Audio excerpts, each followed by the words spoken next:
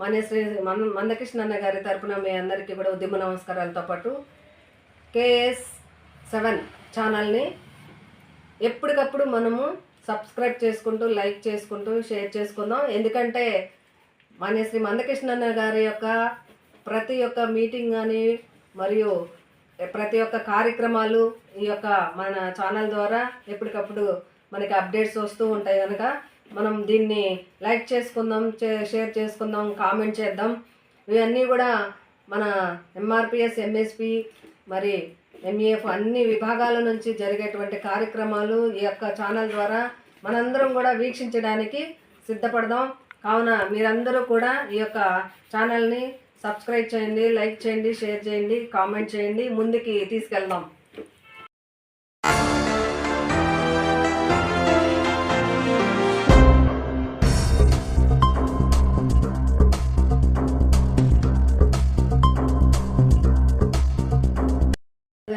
జై మందకృష్ణ మాదిగ. నేను జానకిమాల, మహాజన socialist party Nellore జిల్లా మహిళా ఇన్ఛార్జిగా వ్యవహరిస్తున్నాను.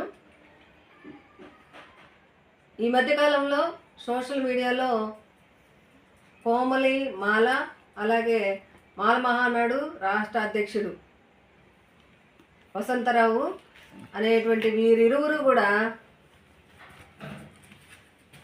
మాన్యశ్రీ మందకృష్ణన్న గారి మీద అవాక్కులు చవాక్కులు పేలుతున్నారు. వీరి బాధ ఏంటో అర్థం కాని పరిస్థితి. ఎందుకంటే జై భీమ్ అని చెప్పుకుంటూ ఇంటికి పరిమితమయ్యి మరి దేనికి ఉపయోగం లేకోకుండా జై భీమ్ మేము అంబేద్కర్ వాదులు అనేసి చెప్పుకుంటున్నారు. అంతకు మించి వీరికి ఏమీ ఉపయోగం లేదు.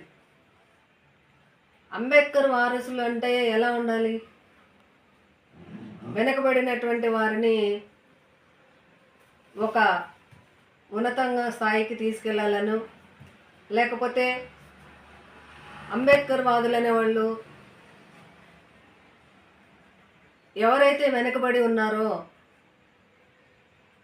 అలాగే ఏ కులమైనా ఏ మతమైనా సరే ఈరోజు వాళ్ళకున్న సమస్యలు కానీ ఏదైనా కానీ ఎక్కడైనా అన్యాయం జరిగితే కానీ మీరేమైనా పోయి ఆదుకుంటున్నారా వాళ్ళని?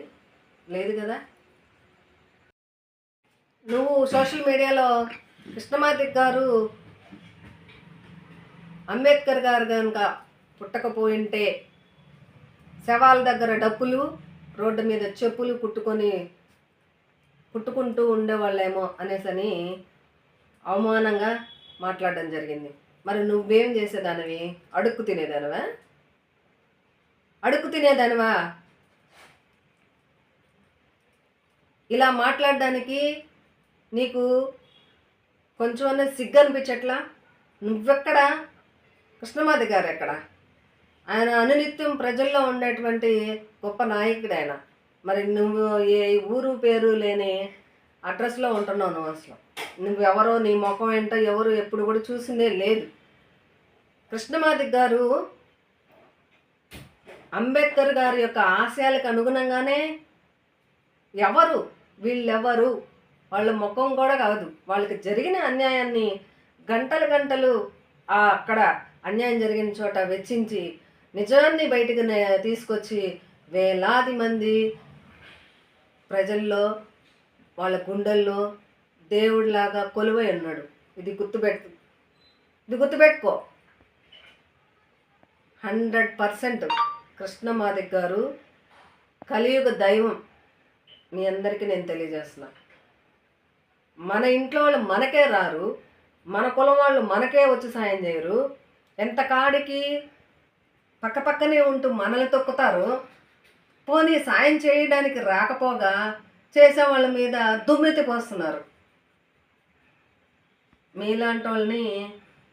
మీలాంటి వాళ్ళు చేసే ఆటల్ని